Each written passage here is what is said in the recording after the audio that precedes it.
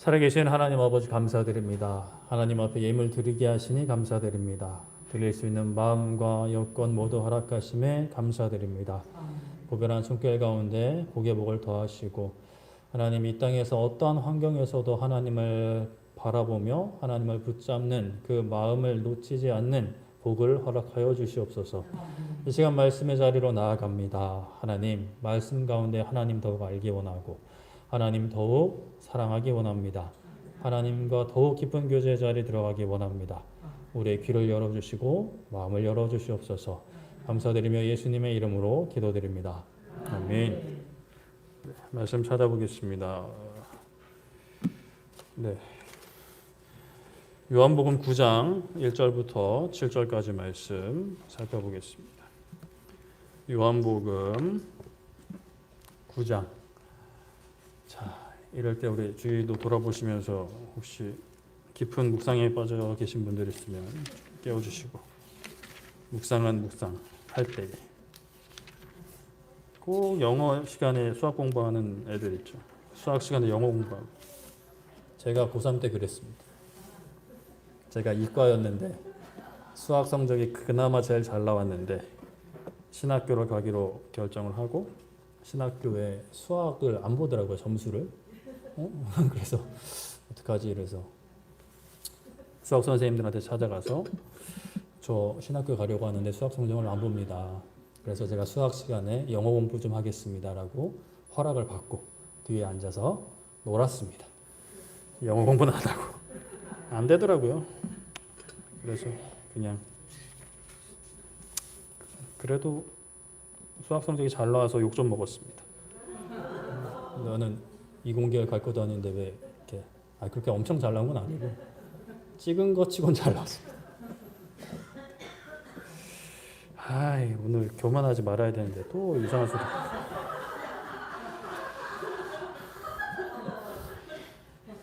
네, 이런 거 좋아하시는군요.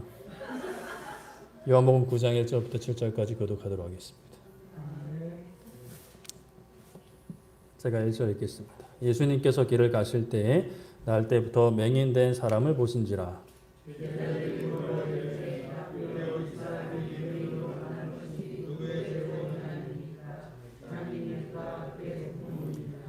예수님께서 대답하시되 이 사람이나 그 부모의 죄로 인한 것이 아니라 그에게서 하나님이 하시는 일을 나타내고자 하심이라.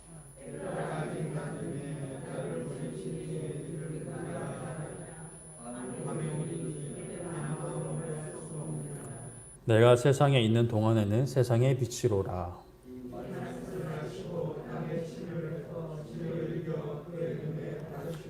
이르시되 실로암 못에 가서 씻으라 하시니 실로암은 번역하면 보냄을 받았다는 뜻이라. 이에 가서 씻고 밝은 눈으로 왔더라. 아멘. 네, 오늘은 하나님이 하시는 일이라는 제목으로 말씀을 나누고자 합니다. 네, 2013년 지금으로부터 거의 10년 전이네요. 10년 전에 서울시청 구청 9급 공무원 시험 경쟁률을 아시는 분이 계실까요? 모르시겠죠? 제가 준비해 왔습니다. 그때 경쟁률이 84대 1이었습니다. 엄청난 숫자죠. 물론 대기업이나 이렇게 경쟁률보다는 적을 수는 있겠지만 그래도 사실 굉장한 숫자입니다. 10명을 뽑는다고 하면 840명이 지원하는 그런 숫자이죠. 그만큼 이제 공무원의 인기가 참 좋았다라고 말할 수 있는 수치인데요.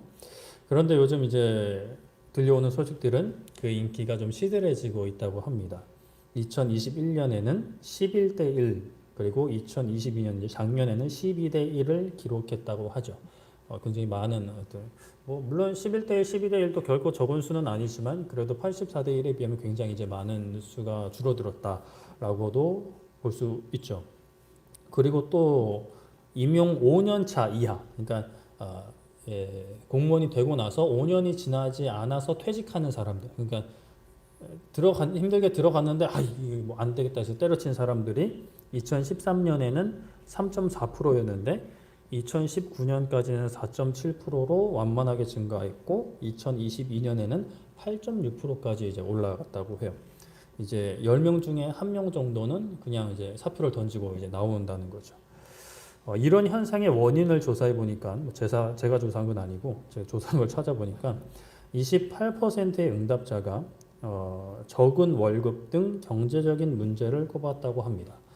예로부터 좀 속된 말로 공무원은 철밥통이다 이래서 이제 그 흔들리지 않는 밥통, 이렇게 구멍나지 않는 밥통 이렇게 해서 좀 안정된 노후와 이제 그 뭐라 그래 연금 같은 것들로 인해서 노후에 보장을 받을 수 있는 그러한 직군으로 꼽혔는데, 요즘에는 이제 그래도 들어가는데 그 공무원이 되는데 노력하는 것에 비해 너무 월급이 적다라는 인식이 크고, 이 정도의 노력이면 내가 그 공무원 임용이라고 그러나요? 임용이라고 그러나?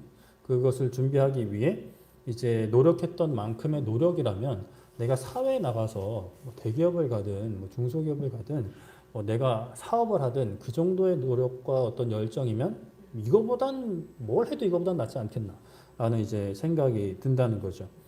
그리고 두 번째 이유는 17%가 경직된 조직 문화 등으로 인한 진로 고민이라고 답했다고 합니다. 뭐 정말 큰 사고를 치지 않으면 잘리지 않다 보니까 나의 어떤 안정적인 직장이기도 하지만 저 인간도 잘리지 않는다는 그 안타까운 현실 속에서 좌절하게 되는 거죠. 사실 공무원이 인기 있던 시절은 공무원을 하면 최소한 정년까지 또 그 후에도 먹고 살 걱정이 없어서였기 때문인 게 좀 큰 것 같습니다. 그러나 요즘은 생활 수준 자체가 이전과는 과거와는 많이 달라졌죠. 사람들의 눈높이가 너무 높아졌습니다. TV 미디어나 SNS에서 노출되는 그 잘 나가는 사람들의 어떤 모습들을 통해 너도 나도 같이 이제 잘 나가고 싶은, 잘 살고 싶은 그러한 사람들의 눈높이가 높아졌고, 그러한 눈높이에 따라서 먹고 사는 것에 대한 기준 자체가 달라져 버린 거죠. 진짜 과거에는 말 그대로 끼니만 때우면 되었던 시대에서 이제는 어떻게 하면 잘 먹고, 어떻게 하면 잘 놀고, 어떻게 하면 잘 쉴 수 있을까를 고민하는 시대가 된 것입니다. 그래서 조금 더 자세히 이야기해 보면 단순히 먹고 사는 어떤 생존을 하는 그 호흡을 연명하는 그런 시대가 아니라 삶에서 또 다른 가치를, 일을 통해서 또 다른 가치를 찾아 나가는 시대가 된 거죠. 물론 지금도 먹고 사는 것이 일을 하는 데 있어서 가장 중요하게 차지하는 것은 맞는 것 같습니다. 눈이 높아졌다고는 해도, 사람들의 어떤 시각이 높아졌다고는 해도, 그래도 진짜 말 그대로 진짜 먹고 사는 문제로 힘들어 하시는 분들도 많이 있죠. 이러한 현실을 살아가면서 우리는 내가 어떠한 상황에 처해 있든지 나의 어떤 눈높이나 내가 원하는 어떤 그 최소한의 그 경계가 어디에 있든지 간에 우리는 냉정하게 생각해 볼 필요가 있는 것 같습니다. 나는 내가 하는 일은 무엇을 위해 이 일을 하고 있는가? 나는 왜 이 일을 하고 있는가? 내가 하는 일은 무엇인가? 라는 고민이 필요한 거죠. 단순히 이제 돈을 벌기 위한 일일 수 있지만 나는 왜 돈을 벌어야 하고 내가 돈을 벌기 위해서 왜 일을 해야 하고, 다른 게 없으니까 내가 할 줄 아는 게 이거밖에 없으니까 뭐 이렇게 막 몰려가는 경우도 많이 있지만, 그럼에도 불구하고 우리는 그리스도인으로서 한 번쯤 잠깐이라도 멈춰서서 회사를 그만두라는 것이 아니라 우리의 정신을 깨워서 생각을 해볼 필요가 있는 것이죠. 저번 주에 우리가 주님의 일을 해야 한다, 주님의 일을 해야 한다라는 것을 말씀을 통해 살펴보았습니다. 주님의 일에 힘써야 하는 사람들임을 우리가 말씀을 통해 살펴보았는데요. 고린도전서 15장 58절에 그러므로 내 사랑하는 형제들아 견실하며 흔들리지 말고 항상 주의 일에 더욱 힘쓰는 자들이 되라. 이는 너희 수고가 주 안에서 헛되지 않은 줄 알미라 라고 우리가 말씀을 살펴보았죠. 부활의 약속을 받은 우리들, 부활의 소망을 가지고 살아가는 우리들은 이 세상의 삶이나 환경, 나의 연약한 육신으로 인해서 흔들리지 말고 주님의 일에 더욱 힘써야 한다라고 말씀을 드렸습니다. 그 주님의 일은 요한복음 6장 29절에 하나님께서 보내신 예수님을 믿는 일이라고 말씀을 드렸죠. 요한복음 6장 29절에 예수님께서 대답하여 이르시되 하나님께서 보내신 일을 믿는 것이 하나님의 일이니라 라고 말씀을 합니다. 그래서 우리는 어떠한 상황에도 흔들리지 말고 믿음을 지켜나가야 한다고 말씀을 살펴보았습니다. 오늘은 요한복음 9장에 나타난 우리가 읽은 본문의 그 사건 가운데 나타난 하나님의 일, 하나님이 하시는 일에 대해서 또 살펴보려고 합니다. 요한복음 9장 1절을 보시면 예수님과 제자들의 길을 가실 때에 날 때부터 맹인인 사람, 그러니까 태생적으로 시각장애를 가지고 살아가고 있던 사람이 이제 등장을 합니다. 여러분들 태어날 때부터 시각장애를 가진 그 어떤 인생에 대해서 한번 생각을 해보신 적이 있으실까요? 제가 이제 대학교 다닐 때도 사회복지학과가 있기 때문에 장애인의 날 이런 것을 맞이해서 막 그런 장애인 체험 같은 거를 좀 하기는 했었어요. 저는 해보진 않았는데 그런 걸 한번 해보시면 좋을 것 같아요. 여러분들이 부부 사이나 연인 사이나 부모 자식 간에는 좀 힘들 것 같긴 한데 이제 짝을 지어서 이제 손을 잡고 이제 걸어가는데 한 명이 눈을 감고 걸어가는 거예요. 그리고 한 명은 눈을 뜨고 눈을 뜬 사람이 인도를 하는 거죠. 그래서 간접적으로 앞이 보이지 않는 상황을 체험하는 건데 한번 해보시면 알겠지만 이게 눈을 감으면 그 눈을 뜨고 있을 때랑 시간적인 개념이랑 공간적인 개념이 완전 뒤틀려 버립니다. 그래서 나는 한 이만큼 간 것 같은데 실제로는 한 이만큼 와 있고 시간이 많이 흐른 것 같았는데 사실 별로 흐르지 않아 있고 이런 것을 경험하게 돼요. 그래서 한 번쯤은 해보시면 좋을 것 같아요. 근데 이제 부부 사이에는 싸울 수도 있으니까 좀 조심하시면 좋을 것 같고 혹시나 나는 이제 부부 그 짝이 있는데 다른 이성의 손을 잡고 걸으시다가 발각되셔서 이게 뭐냐 하고 할 때 목사님 시켜서 그랬다 이런 말도 안 되는 얘기 하지 마시고 꼭 짝이 있으신 분들은 본인들 짝과 하시고 아직 짝이 없으신 분들은 이 기회에 마음에 드시는 분들 찾아가셔가지고 이렇게 한번 또 손을 내밀어 보는 아름답지 못한 일들이 일어날 수 있겠죠. 아무튼 한번 좀 해보시면 굉장히 좀 좋은 경험일 것이라고 생각을 합니다. 근데 사실 그게 잠깐이란 말이죠. 잠깐 그렇게 해도 저도 이걸 해본 적이 있는데 불편합니다. 굉장히 두렵고 걱정이 됩니다. 앞에 뭐라도 부딪히진 않을까. 또 그 인도와 차도에 한 이 정도 턱이 있는데 그 턱도 사실은 보이지 않으면 그 잠깐 이렇게 발을 내딛는 것도 마치 떨어지는 느낌처럼 굉장히 큰 공포를 느끼게 되는 것을 경험을 하게 됩니다. 그런데 평생 그렇게 살아가는 사람. 물론 그렇게 살다 보면 이제 시각장애인들도 좀 익숙해지고 적응을 한다고 하죠. 그런 것들을 이제 대처하는, 이제 길을 걸어가는 그런 방법을 나름대로 노하우를 터득한다고 하는데 그래도 사실 어렵고 힘든 것이 이제 보이지 않는 삶이라고 할 수 있죠. 그 사람을 마주하고 예수님과 제자들이 그 사람을 마주하고 제자들이 묻는 거예요. 예수님께 9장 2절에 제자들이 물어 이르되 라삐여 이 사람이 맹인으로 난 것이 누구의 죄로 인함이니까 자기니까 그러니까 그 당사자입니까? 또 그의 부모니까 라고 묻는 거예요. 이 맹인이 이 시각장애를 가지고 태어나서 이렇게 불편하고 고통 가운데 살고 있는 이 사람이 누구의 죄 때문입니까? 누구의 잘못 때문입니까? 라고 묻는 거예요. 그때 당시 사람들의 인식 속에는 이렇게 고통을 받는 삶이 있으면 이 사람은 죄로 인한 벌을 받는 거다라는 인식이 있었다고 합니다.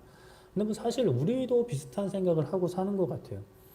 누가 이렇게 갑자기 큰 벌을 큰 환난을 당했다거나 어려움을 당했다거나 질병에 걸렸다거나 이러면 그냥 위로를 하기도 하지만 조금 내가 미워하는 마음이 있다 싶으면 저 봐라. 평소에 그렇게 하더니만 저렇게 벌을 받는다라는 마음을 갖기도 하고 또 우리 스스로 어떤 어려운 일을 만나게 되면 또 큰 병에 걸린다 싶으면 아니 내가 도대체 뭘 잘못했다고 내가 그렇게 잘못한 게 있나? 내가 그렇게 하나님 앞에 잘못 살았나? 라는 생각을 하기도 하는 거예요. 그게 아니면 이제 나 자신에게서 원인을 찾지 못하면 다른 사람에게서 원인을 찾는 거죠. 내가 이렇게 아픈 건 다 당신 때문이야. 다 너 때문이야. 뭐 이런 식으로 이제 화살을 돌리게 됩니다. 어떻게든 그 원인을 찾아서 분노와 화풀이 대상으로 삼거나 그렇게라도 사실 원인을 좀 찾아야 이 좀 받아들이기 어려운 현실을 받아들일 것 같은 사실 원인을 찾는다고 해서 그게 크게 달라진 것은 없는데 그렇게라도 해야 뭐 문제를 조금 해결이라도 할 수 있는 신발이라도 잡을까 싶어서 이제 그렇게 원인을 찾는 그런 마음이 있지 않나라는 생각이 듭니다. 그런데 예수님께서 그러한 제자의 질문에 어떻게 대답을 하시냐면 아니다라고 대답을 하세요. 죄로 인한 것이 아니라 특별한 목적이 있다라는 의미로 말씀을 하십니다. 9장 3절에 예수님께서 대답하시되 이 사람이나 그 부모의 죄로 인한 것이 아니라 그에게서 하나님이 하시는 일을 나타내고자 하심이라 라고 말씀을 합니다. 이 사람의 죄도 아니다. 그리고 이 사람의 부모의 죄도 아니다. 그를 통해서 하나님이 하시는 일, 하나님이 하시는 일, 하나님의 일을 드러내고자 함이다 라고 말씀을 하시는 거죠. 그 맹인이 되어 맹인으로 살아가는 것이 누구의 죄도 아니고 하나님이 하시는 이 일을 나타냄을 위함이다 라고 말씀을 하시는 겁니다. 우리가 겪는 아픔, 우리가 만나는 고난, 이러한 것들이 하나님이 하시는 일을 드러내는 도구가 될 수 있다는 사실이죠. 그러나 이제 우리는 이런 생각을 하게 되는데 아니 하나님이 하시는 일 좋다 이겁니다. 하나님의 일 좋다 이거예요. 그런데 꼭 이렇게 고난과 아픔을 통해서 하나님이 하시는 일을 드러내야 합니까? 라는 질문이 생길 수 있어요. 그냥 순리대로 특히 어려운 거 없이 이렇게 순적하게 인도하시면 안 되나? 그냥 말로 하시면 되지. 굳이 이렇게 사람을 힘들게 하셔야만 하나라는 생각이 들 때도 있어요. 그러나 우리는 경험적으로 너무 잘 알고 있죠. 사람은 말로만 하면 잘 듣지 않는다는 사실. 자녀를 키워보면 아시겠죠. 좋게 말하면 잘 듣는 자녀는 로또와 같다고 누가 이야기를 합니다. 사람은 말을 해서 잘 듣지 않죠. 그래서 부모님들은 항상 좋은 말씀을 하십니다. 좋은 말로 할 때 밥 먹어라. 좋은 말로 할 때 공부해라. 더 이상 내가 말을 하게 만들면 좋은 말이 아니라 다른 말과 다른 액션이 튀어나올지 모르니 좋은 말로 할 때 내 말 들어라 라고 좋은 말씀을 많이들 하십니다. 자, 그렇다면 여기서 하나님이 하시는 일은 무엇인가? 일단 하나님이 하시는 일이 뭔지 살펴봐야겠죠. 일단 9장에서 예수님이 하시는 일은 이제 표면적으로 예수님이 하시는 일은 맹인의 눈을 고쳐주십니다. 6절 7절을 보시면 이 말씀을 하시고 땅에 침을 뱉어 진흙을 이겨 그의 눈에 바르시고 이르시되 실로암 못에 가서 씻으라 하시니 실로암은 번역하면 보냄을 받았다는 뜻이라 이에 가서 씻고 밝은 눈으로 왔더라 라고 말씀을 하죠. 아주 독특한 방법으로 눈을 고치십니다. 침과 진흙을 눈에 바르시고 씻으라 하시죠. 뭐 이렇게 생각할 수도 있는데 사실 침은 좀 더럽다라고 생각을 할 수도 있지만 하여튼 뭐 이런 방법으로 하십니다. 근데 또 예수님의 말씀을 보면 다른 곳에서는 그저 말씀으로만 낫게도 하시고 그리고 그냥 이렇게 만지시고 이제 낫게도 하시는 모습을 보여주는 것으로 봐서는 예수님께서 이러한 방법을 하신 뭐 목적이나 이유가 있겠지만 오늘 뭐 그것까지 살펴보기는 좀 그렇고 이러한 방법으로 그 사람이 나은 게 아니라 예수님의 침 때문에 나은 게 아니라 그냥 예수님이 능력을 베푸셔서 낫게 하셨다라고 보는 것이 좋겠죠. 그러나 예수님이 하신 일, 또 여기서 말씀하는 하나님이 하시는 일이란 표면적으로는 눈을 낫게, 맹인의 눈을 낫게 한 것이지만 더 깊고 큰 것이 있습니다. 누가복음 4장 18절에 예수님께서 자신의 정체성을 드러내시면서 이사야 61장 1절 2절 말씀을 인용하시는데 누가복음 4장 18절 19절을 제가 읽어드리면 주의 성령이 내게 임하셨으니 이는 가난한 자에게 복음을 전하게 하시려고 내게 기름을 부으시고 나를 보내사 포로된 자에게 자유를 눈먼 자에게 다시 보게 함을 전파하며 눌린 자를 자유롭게 하고 주의 은혜의 해를 전파하게 하려 하심이라 하였더라 라고 말씀을 합니다. 가난한 자에게 복음을 전하게 하시려고 기름을 부으시고 보내셔서 포로된 자에게 자유를, 눈먼 자에게 다시 보게 함을 전파하며 눌린 자를 자유롭게 하고 이렇게 해서 주의 은혜의 해를 전파하게 하려 하신 것이죠. 예수님께서 이렇게 병든 자를 고치신 것, 그러니까 맹인을 고치신 것 말고 사실 많은 이렇게 기적을 행하셨지 않습니까? 이런 것들은 예수님께서 복음을 전하게 하시려고 그 은혜의 해를 전파하게 하려 하심이었습니다.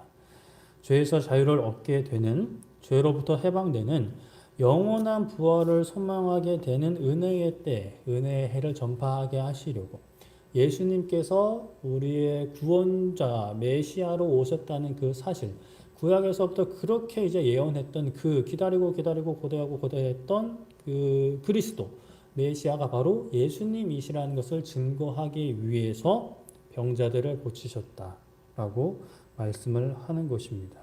즉 날 때부터 맹인된 목적은 하나님이 하시는 일이고자 함인데 그 하나님이 하시는 이 일은 예수님을 통해 우리에게 선포되는 참된 구원을 드러내는 일이었습니다. 그 맹인이 고통스러운 인생, 정말 요즘에 시각장애인들이 그래도 이렇게 길을 다닐 수 있도록 그 점자 블록도 있고 그 신호등에도 이렇게 알림음이 나오고 그런 장치들이 있지만 이때 뭐가 있었겠습니까? 그렇게 고통스러운 인생을 보냈던 이유는 예수님의 메시아 되심을, 예수님의 왕 되심을, 예수님의 그리스도 되심을 드러내고자 함이었다라는 것을 말씀을 하고 있죠. 그러나 사실 꼭 이 방법밖에 없습니까 하나님이라는 생각이 들기는 합니다.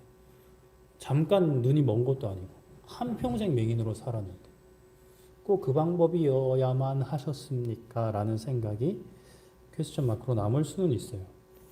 우리가 고난을 당하는 것, 힘든 시간을 보내는 것, 질병으로 인하여 괴로워하는 것의 이유에 우리의 죄나 잘못이 있을 수는 있습니다. 사실은 우리가 잘못을 해서 그렇게 될 수도 있어요. 그러나 우리의 잘못이 있든지 없든지 그 모든 고난과 아픔과 슬픔의 목적 그리고 그것이 나아가야 하는 방향은 바로 그것을 통해서도 하나님의 일을 하는 것인데 그 하나님의 일은 요한복음 9장에서 살펴볼 수 있는 것은 바로 예수님을 증거하며 우리를 죄에서 자유케 하는 것이라는 사실이죠. 이렇게 여기까지 왔으면 이제 이런 대답이 나올 수 있어요. 아멘. 아멘이죠. 아멘. 나의 아픔과 나의 슬픔과 나의 고난을 통해서도 하나님을 드러냅니다. 드러내고자 원합니다. 아멘. 자, 그러면 이제 얼른 하나님 능력을 베푸셔서 저의 병을 낫게 해주십시오. 저의 고난을 해결해 주십시오. 얼른 제 어려운 상황에서 벗어나게 해주십시오. 라고 우리가 하나님께 기도할 수 있죠.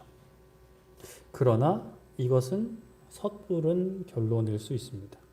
요한복음 9장 사건에서 맹인이 눈을 뜬 것은 예수님의 메시아 되심을 증거하는 사건이 된 것은 분명합니다.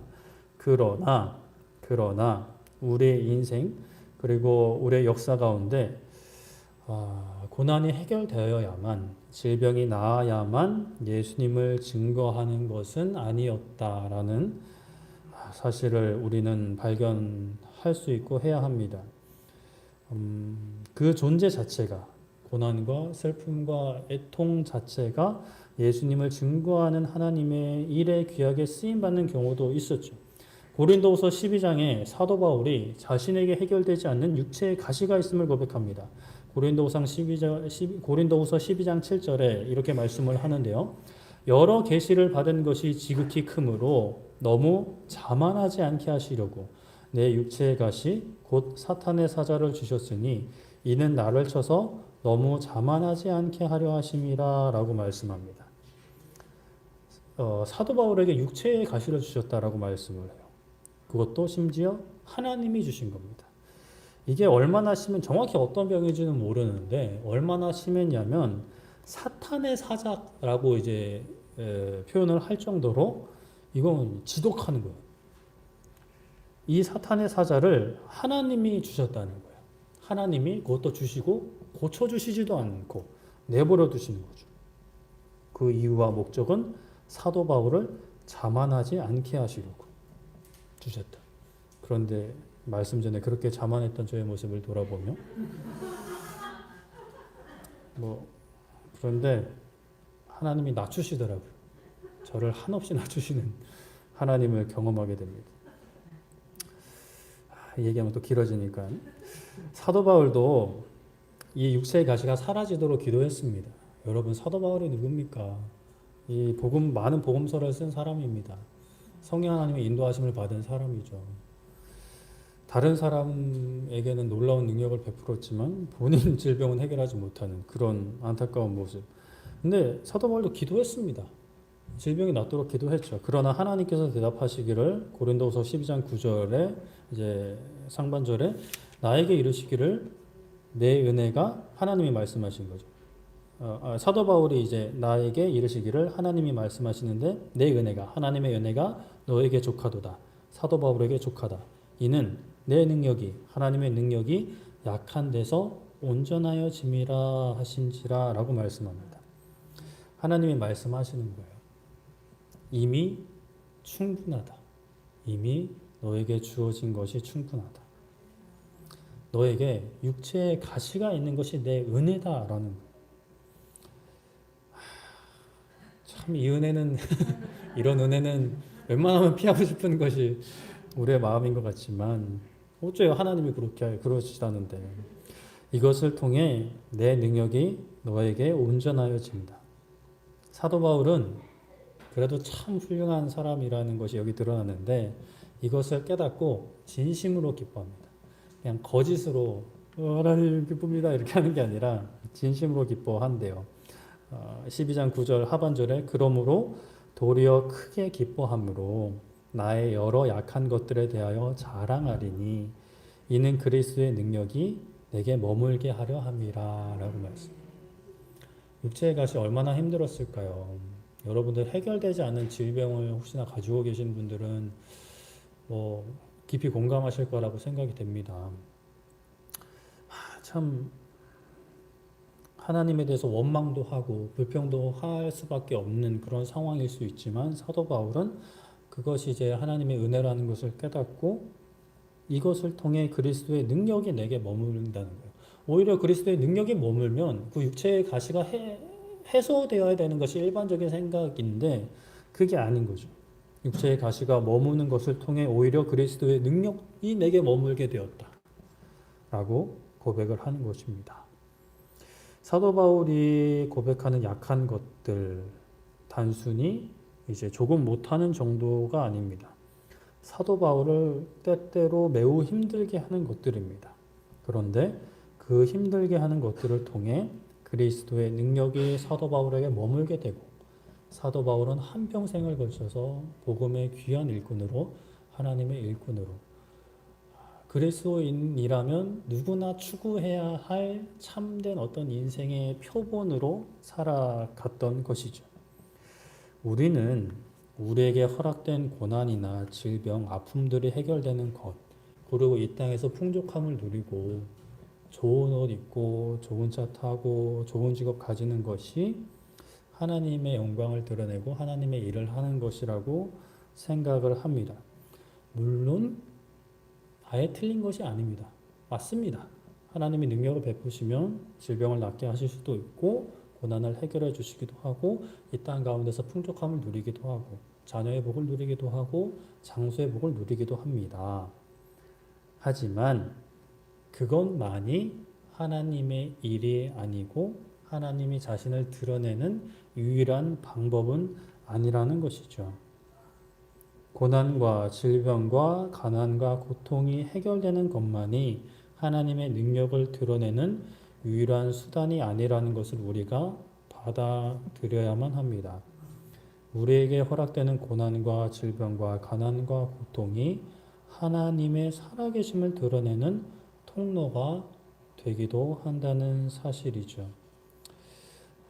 그러나 물론 말씀드렸다시피 방법적인 측면에서는 그것이 해결되는 것이 하나님의 능력을 드러내기도 하고, 또는 그렇지 않으면 좋겠지만 평생 그것을 끌어안고 가는 것이 하나님을 드러내는 방법이 될 수도 있습니다.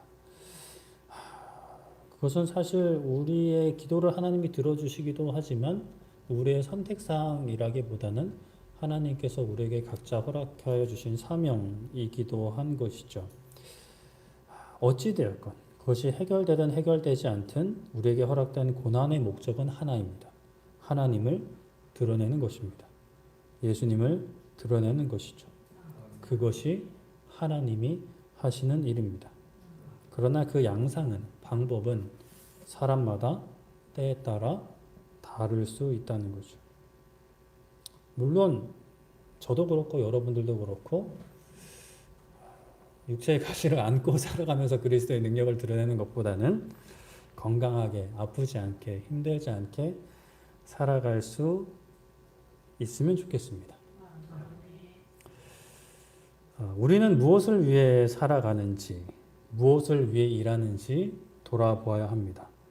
먹고 살기 위해서, 또 이 세상에서 건강하게 살려고, 평안하게 살려고, 물론 어느 정도 맞습니다. 저도 건강하려고 열심히 노력합니다. 잘 챙겨 먹으려고 노력하고, 또 너무 챙겨 먹었을 때는 좀 덜 먹으려고 노력도 하고, 운동도 하고, 걷기도 하고, 근력 운동도 하고 그렇습니다. 비타민도 챙겨 먹고, 관절에 좋다는 것도 챙겨 먹고 합니다. 저도 평안하게 살고 싶습니다. 평안하게 살고 싶고, 평탄하게 순탄하게 살고 싶었고, 지금도 살고 싶습니다. 분쟁이나 갈등은 싫습니다. 아픈 것도 싫고. 그러나 이 땅에서의 우리의 목적은, 우리의 궁극적인 목적은 그러한 것은 아닌 것 같습니다.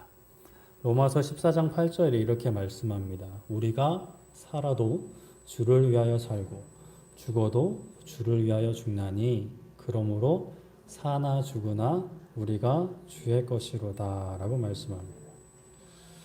우리가 살아도 주를 위해, 죽어도 주를 위해. 때로는 너무 힘들고 아프면 그냥 차라리 확 죽어버렸으면 좋겠다는 생각이 한 번쯤은 들 수 있을 것 같아요. 근데 죽지도 않고 아프기만 해. 그런데 그 아픔도 주를 위해, 건강해도 주를 위해, 가난해도 주님을 위해, 부유해도 주님을 위해, 고난 가운데에도 주님을 위해, 평안 가운데에도 주님을 위해. 한때 그런 기도를 한 적이 있습니다.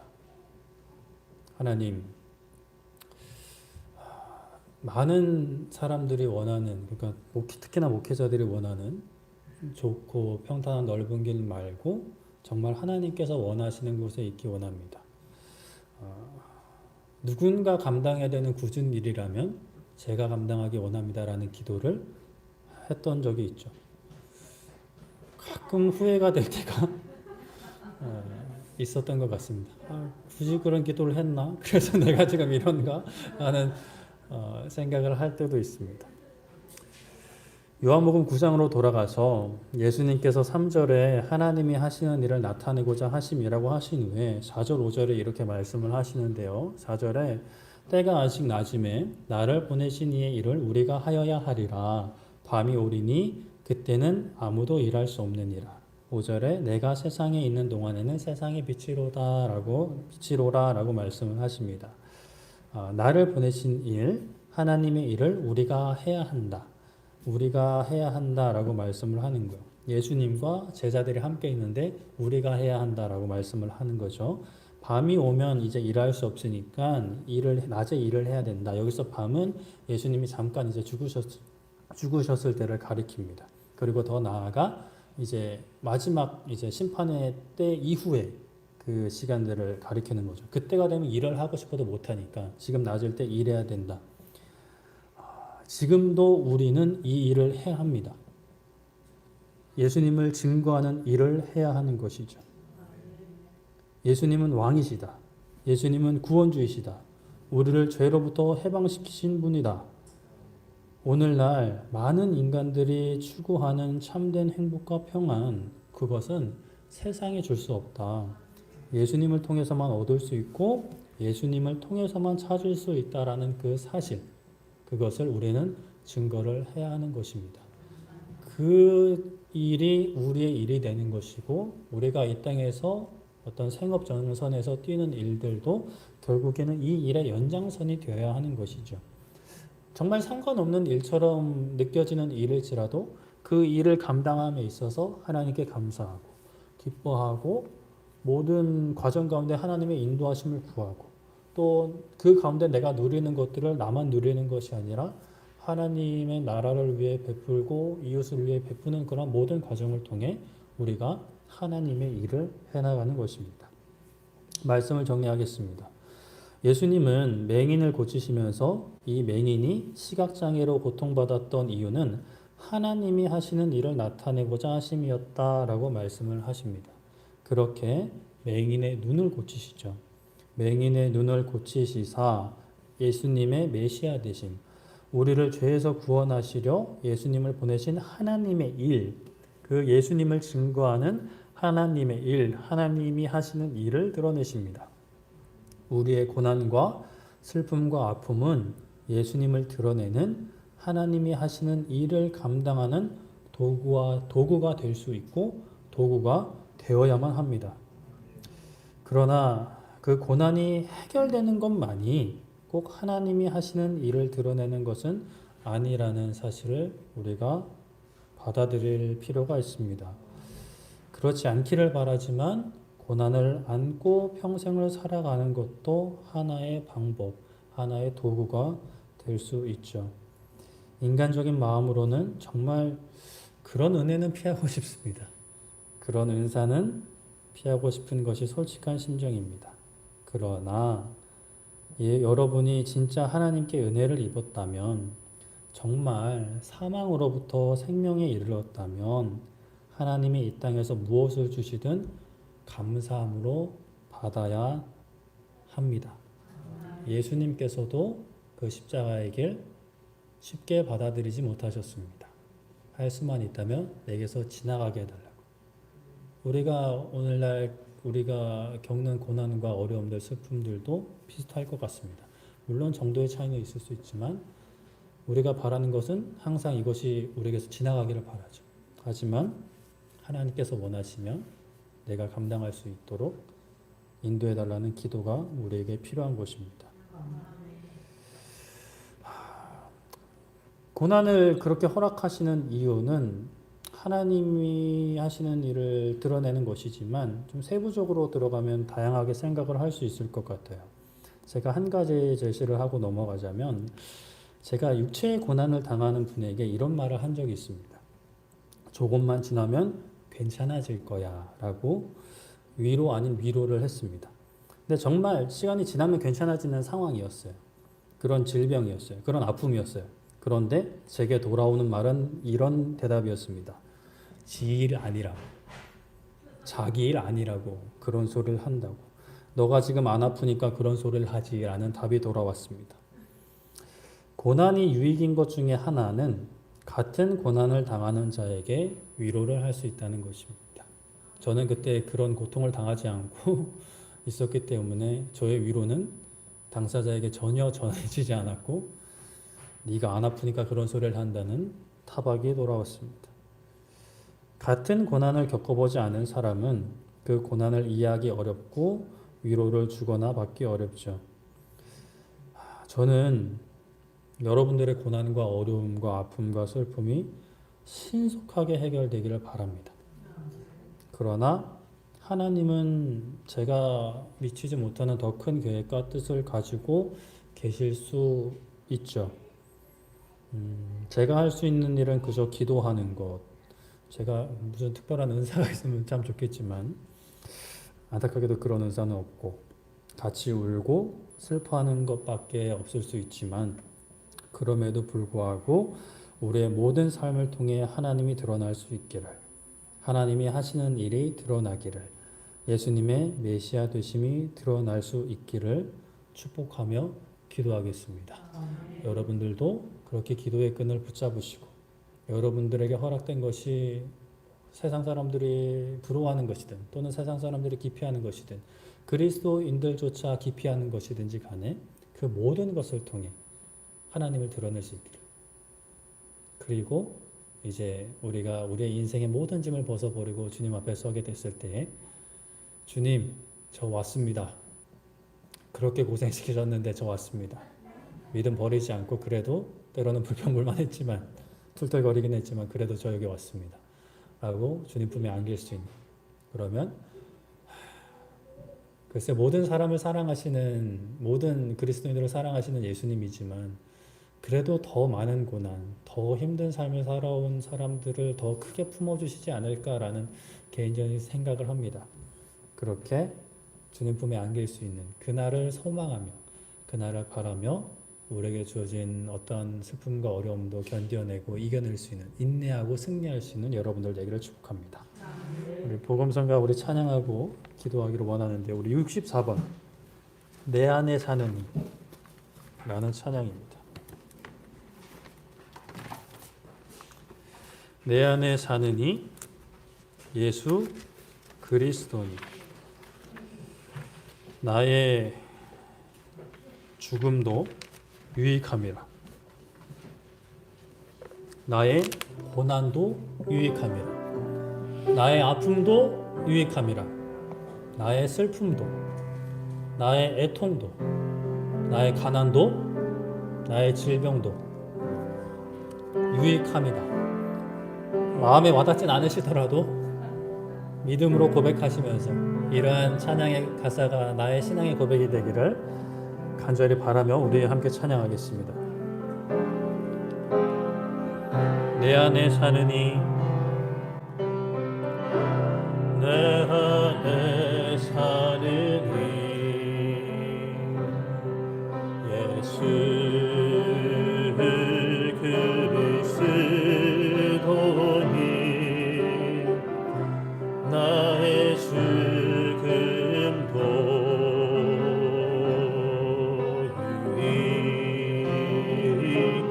유익함이라 내 안에 사느니 내 안에 사느니 예수 그리스도십니다. 예수 그리스도 나의 고난도 나의 고난도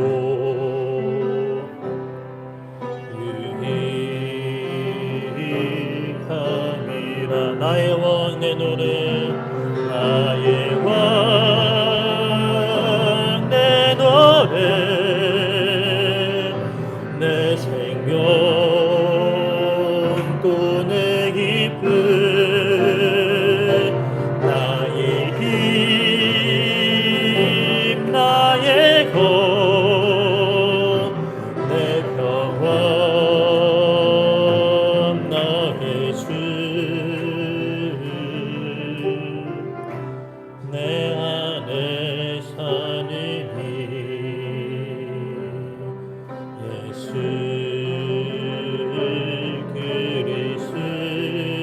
나의 눈물도 나의 눈물도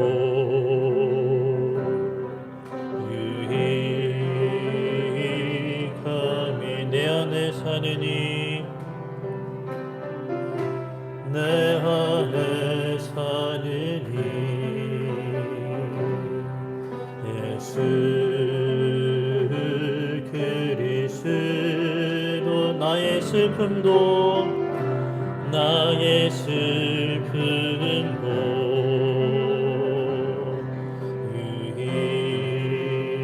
유익함이 나의 왕 내 노래 나의 왕 내 노래 내 생명 또 내 기쁨 나의 힘 나의 복 내 평안 나의 주 내 안에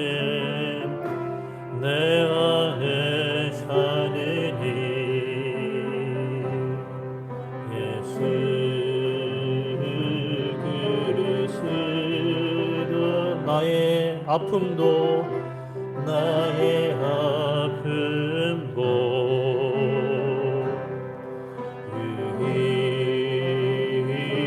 유익함이라 나의 고난도 나의 고난도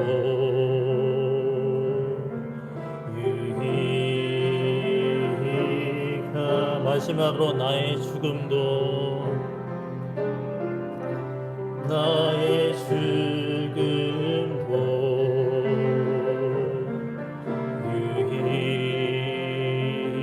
유익함이라. 아멘.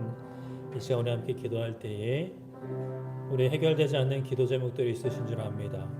우리의 슬픔들, 우리의 아픔들, 나를 힘들게 하는 환경이나 나의 육신들, 우리 가족의 아픔들, 가족의 경제 상황들, 하나님 너무 힘들지만 하나님 이것을 통해서라도 하나님이 드러나실 수 있다면 그것이 나에게 유익이라는 이 찬양의 가사, 솔직히 받아들이기 어렵고 받아들이기 힘들지만 하나님 나의 진짜 고백이 되게 하여 주시옵소서.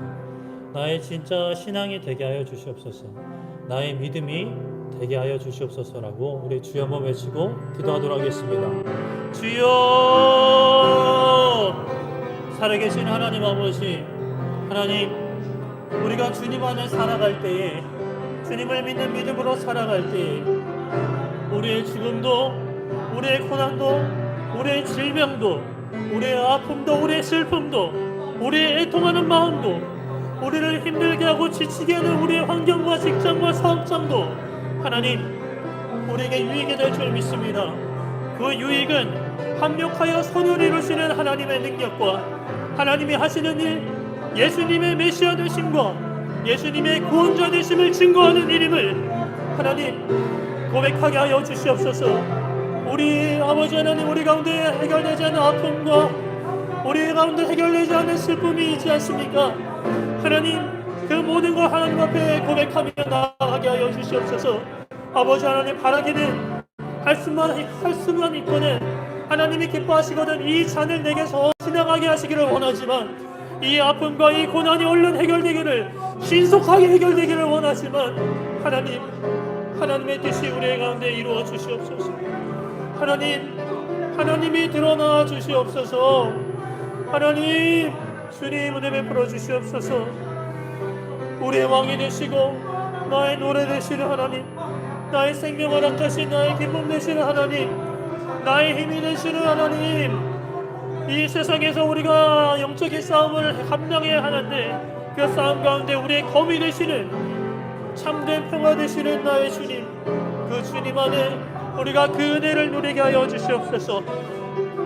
참된 만족과 참된 기쁨을 누릴 수 있도록 하나님 은혜 베풀어 주시옵소서.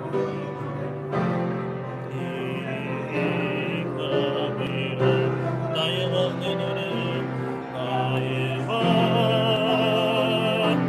내 노래, 내 생명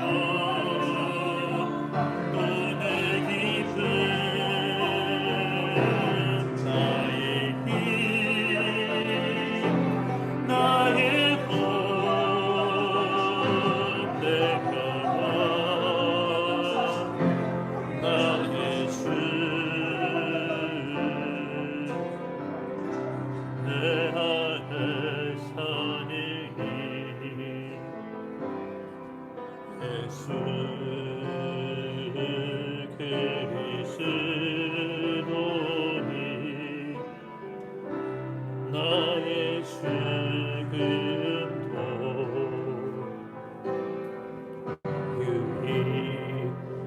유익함이라. 살아계신 하나님 아버지, 능력의 하나님, 치료의 하나님, 우리를 지키시고 보호하시는 하나님 아버지, 맹인의 그 고통을 통해서 하나님이 하시는 일을 드러내신 말씀을 살펴보았습니다. 하나님, 하지만 맹인이 그렇게 나은 것은 너무나 감사한 일이지만 하나님, 그러나 그 맹인이 평생 동안 그 앞이 보이지 않는 장애로 인해서 고통받는 그 삶은 하나님 너무나 길지는 않습니까? 너무 지나치지는 않았습니까? 라는 마음이 우리 가운데 생기는 것도 사실임을 하나님 앞에 고백합니다. 하지만 우리가 어떤 마음과 어떤 생각을 가지고 있든 토기장이 되시는 하나님 앞에 나아갔을 때, 하나님의 능력을 마주했을 때, 하나님의 역사하심을 마주하게 됐을 때 우리는 어떠한 말도 내뱉을 수 없고 그저 고개를 숙일 수밖에 없는 존재임을 깨닫게 하여 주시옵소서.